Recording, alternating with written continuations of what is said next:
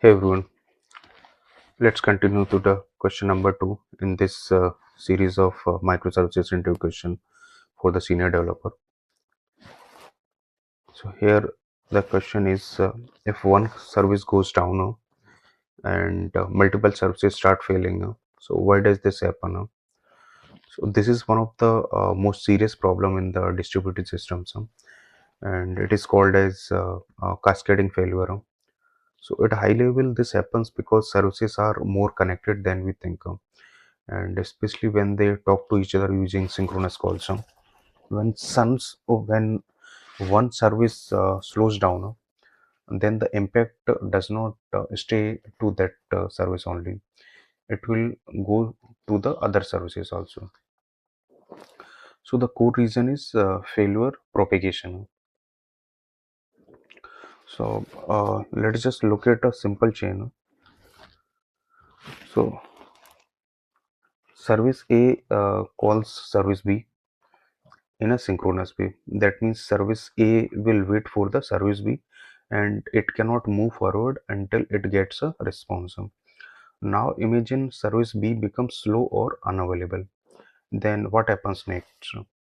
Service A thread start waiting and request takes longer time and timeout start beginning.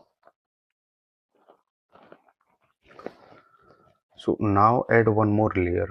Service C depends on service A and service D depends on the service C. And one failure now start spreading to the other services. So now we will see how cascading failures actually happens. So when one service becomes slow or unavailable, so this can happen for many reasons. High CPU uses, slow database, network problems, or maybe a bad deployment. So let us assume service B is the original problem. So step 2 can be there are upstream services which keeps on calling it. So upstream services don't know whether that B uh, service is in trouble. So they keep sending requests.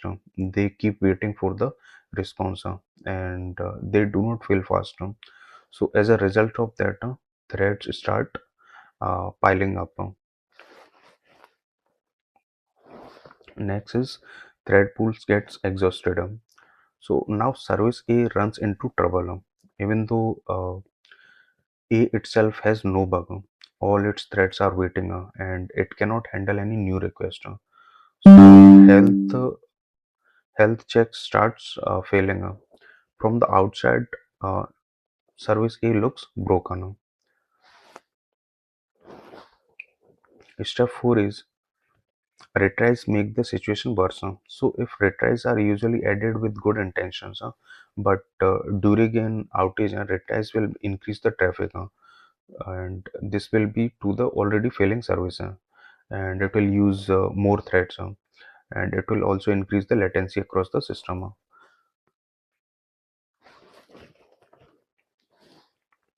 Next is system-wide outage of the failure spreads. Now the chain reaction starts. So service A becomes slow.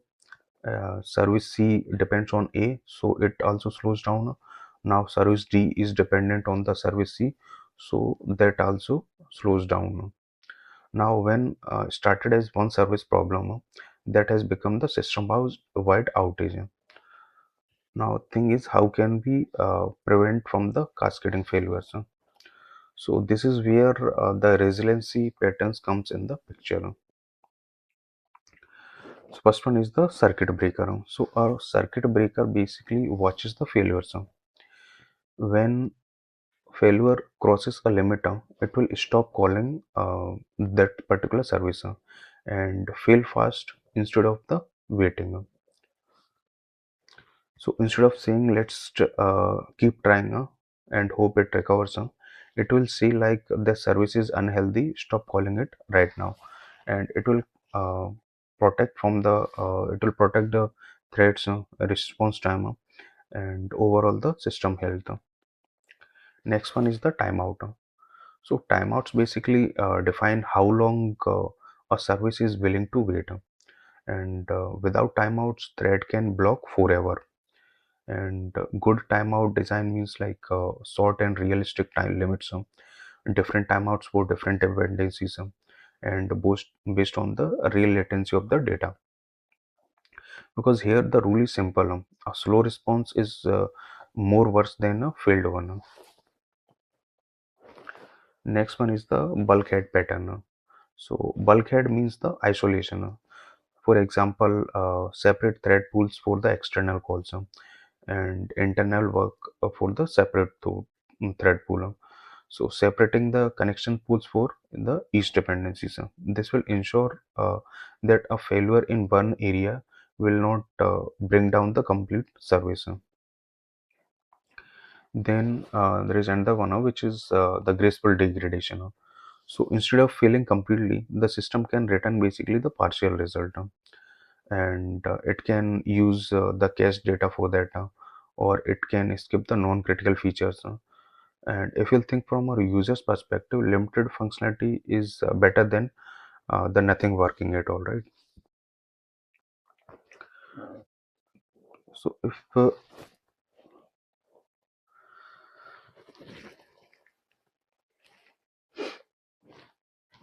now we'll just see the follow-up questions for this. But before moving into that, we just have to check how the circuit breaker works. If we'll just see without circuit breaker, so it will just the system will keep on trying and hope the our system will recover. But in those cases, the thread will be blocked for the indefinite time, and resource will get executed, and one failure will be causing to failed or failing the other services which are directly dependent on the that failed service. And with the circuit breaker, we can just detect the first failure, and we can protect our resources, and whatever the part of the system is filled, we can isolate that. Now we'll see what can be the follow-up questions on this. So first one is why are retries dangerous during the system outage? So retries are basically like it means like we are adding more load to the field service, and for that it will use more threads, and it will delay the clear failure signals, and retries without limits, it will turn to the small problems, and whatever the big outage or the problem service which are having. So retries should always be limited, and it should be combined with the circuit breaker, and it should be always used with the only for the temporary failures whenever we think. Next question can be like how we can do the timeout to improve the system stability. So timeouts are basically it will free the threads very quickly, and it will prevent from the resource execution exhaustion, and it will allow fallback logic to run, because they help the system to fail faster and to recover sooner, and stay responsive under the pressure. Next can be question can be what is the difference between a circuit breaker and a timeout? So a timeout answer basically one question, how long I am willing to wait, and circuit breaker tells us when should I make this call. Okay, so we need both. One without the other is incomplete. Next question can be can async communication prevent cascading failures? So async communication can help, but it will not solve everything. It can reduce direct blocking. It can handle traffic spikes better. But if queues are filling up, then consumer can fall behind, and back pressure still exists. So async reduces the impact, not the responsibility. Next question can be how do you test cascading failure scenarios?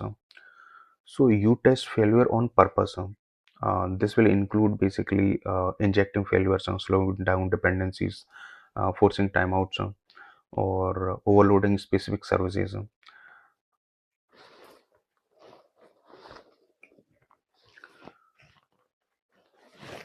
So that is all for this question. And if you find it useful, or you want me to continue adding more such type of questions, then comment on this video, and I'll keep on updating more such type of videos. Thanks for watching.